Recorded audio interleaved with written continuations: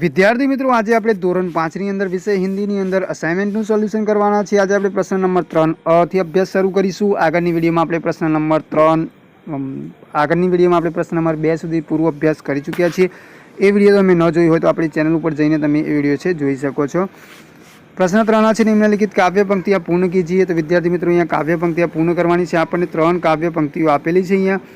તો સૌથી પહેલા છે બડા હો કે દેશ અને बढ़ाऊंगा कदम। એ રીતે આપણને કાવ્ય પંક્તિ આપેલી છે। તો આપણે આ રીતે કાવ્ય પંક્તિ પૂર્ણ કરીશું। बड़ा हो के देश का सहारा बनूंगा, दुनिया की आंखों का तारा बनूंगा, रखूंगा ऊंचा तिरंगा हरदम, आगे ही आगे बढ़ाऊंगा कदम। तो आ रीते આપણે લખવાની રહે। બીજી છે કાવ્ય પંક્તિ धूप में पसीना बढ़ाऊंगा कदम। તેમાં આપણે લખીશું કે धूप में पसीना मैं बहाऊंगा, जहाँ हरे हरे खेत लहराएंगे वहाँ धरती पे पापी न पाएंगे जन्म, आगे ही आगे बढ़ाऊंगा कदम। ત્રીજું છે શાंति की नगरी અને बढ़ाऊंगा कदम। તેમાં આવશે शांति की नगरी है मेरा ये वतन, सबको सिखाऊंगा मैं प्यार का चलन, दुनिया में गिरने नहीं दूंगा कहीं बम, आगे ही आगे बढ़ाऊंगा कदम। એના પછી વિદ્યાર્થી મિત્રો પ્રશ્ન 3ब છે। એની અંદર જોઈએ પહેલો પ્રશ્ન। એમાં છે कोष्टक में से उचित शब्द चुनकर रिक्त स्थानों की पूर्ति कीजिए। पहलू છે तो हम रिक्त स्थान તેમાં આવશે हम पढ़ते हैं, लड़के खेल रहे हैं। तीजा में से इन किताबों में आपकी किताब कौन सी है।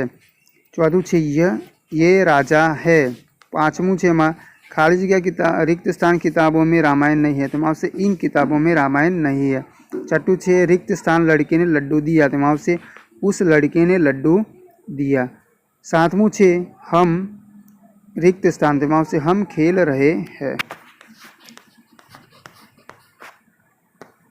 एना पछी 8मा नंबरनी जे खाली जग्या छे एमां छे रोटी को देखकर बिल्ली के मुंह में खाली जग्या रिक्त स्थान पानी आ गया। तो आवशे मुंह में आवशे आ में आवशे।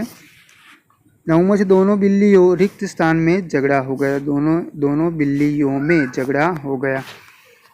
एना पछी प्रश्न नंबर 3 छे एमां छे नीचे दिए गए संकेत और उसके अर्थघटन का जोड़ मिलाइए।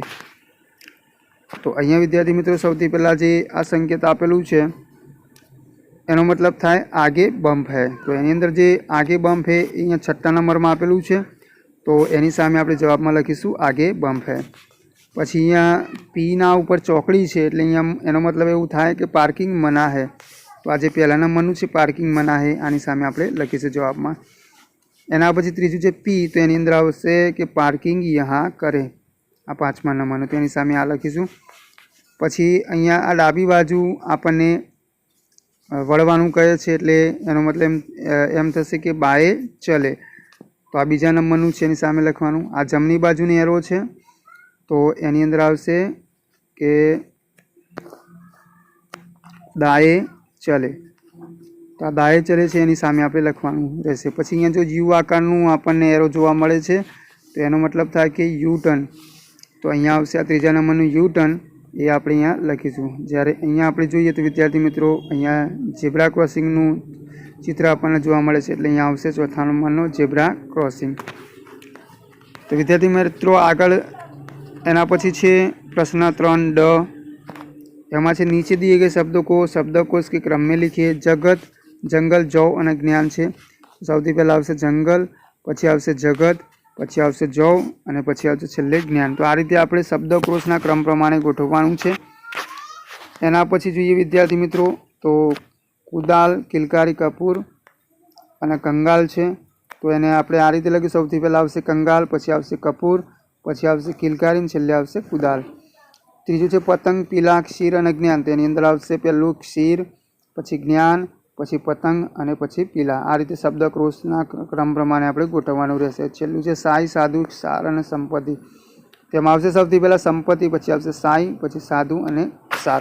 તો આ રીતે આપણે જવાબ એનો લખવાનો રહેશે। પછી વિદ્યાર્થી મિત્રો પ્રશ્ન 4 છે निम्नलिखित मुहावरों के अर्थ लिखकर वाक्य में प्रयोग कीजिए।